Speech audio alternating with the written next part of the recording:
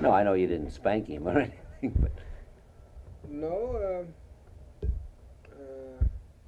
did he ever explain to you what happened?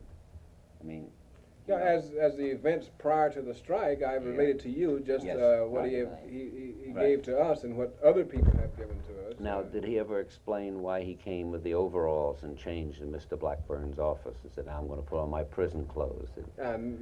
We discussed that only, well, on two occasions, and it was more dramatic than anything else because He was ready to do this, wasn't he? well, there was no basis for him going to jail. You know, I think it was just a show more than anything else.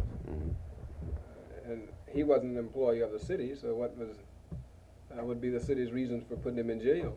Yeah. The city didn't recognize the union, so they couldn't say that the union called a strike. It had no legal responsibility or any other responsibility for the course of action that was taken. I mean, see, these are the things that you know nobody looks through. Of course, the answer of the city is that Mr. Jones and others were already under the injunction of the 1966, which was the problem. That may well have been. Yeah, I mean, that's their. But you see, you got to take a look at that injunction also. This is an interesting thing that came out in court. That when they moved for the contempt of court citation, and they added new people, the contempt of court was issued prior to a hearing on the violation of the injunction. So the courts had to back up and then reissue a supplementary injunction, and then have a hearing on the injunction, and then formally issue the contempt of court citation. See, the contempt of court thing was made prior to them even either issuing the supplementary injunction or having a hearing on the injunction. I see, yeah.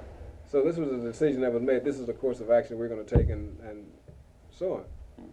And the original injunction, they had just a mass of people covered by this thing, many of whom haven't worked for the city since 1966. Many of whom, some have died, you know, in 1968. At all. It was a sort of a broad thing, and it's interesting the area that it covered.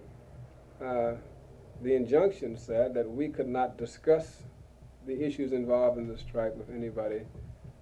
We could not participate in any manner whatsoever in pursuing the demands upon the city. It boiled down to where the only thing that you could do was sit with your hands folded. If you're seen in the company of another union member, technically you had violated the injunction. So it was a thing that was impossible not to violate. Let me check one other thing with you.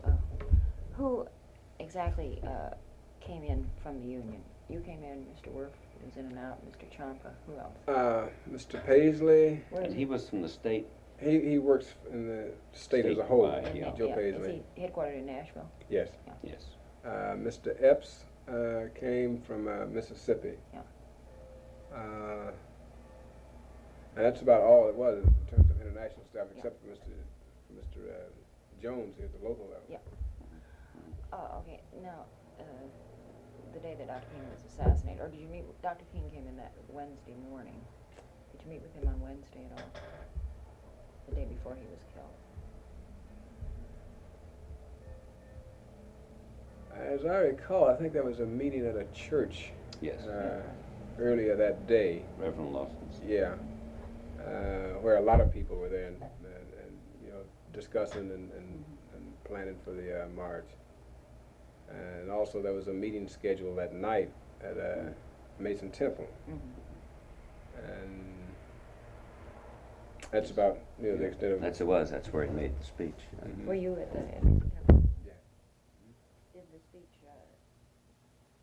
strike you? Did anything unusual strike you about the speech at the time? Can you remember? It's terribly hard because of your hindsight kind of.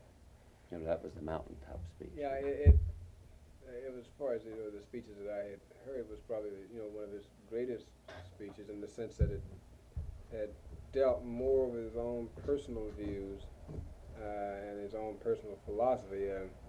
Nobody thought much of it that night, other than the fact that he was, inwardly gearing himself up for a tremendous march.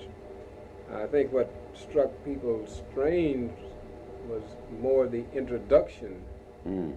that he was given. Do you have a copy of that? Do you know of anybody who has a tape of that? That's one of the few things we have never been able to. I don't know. I can do some checking. I'm not sure. Gee, I mean, you're talking about, of course, Reverend Abernathy's introduction. Right. Yeah. And when some of us start to think back, Yes, yes. We coupled the two things together. Yes. And came up with the feeling that there was something beyond over and beyond what he was saying that was involved in the presentation, because the introduction was quite an introduction, and it covered just a whole gamut of his experiences and himself as an individual. There was a strategy committee meeting after that speech that night. Do you recall? Did you regularly attend the strategy meetings?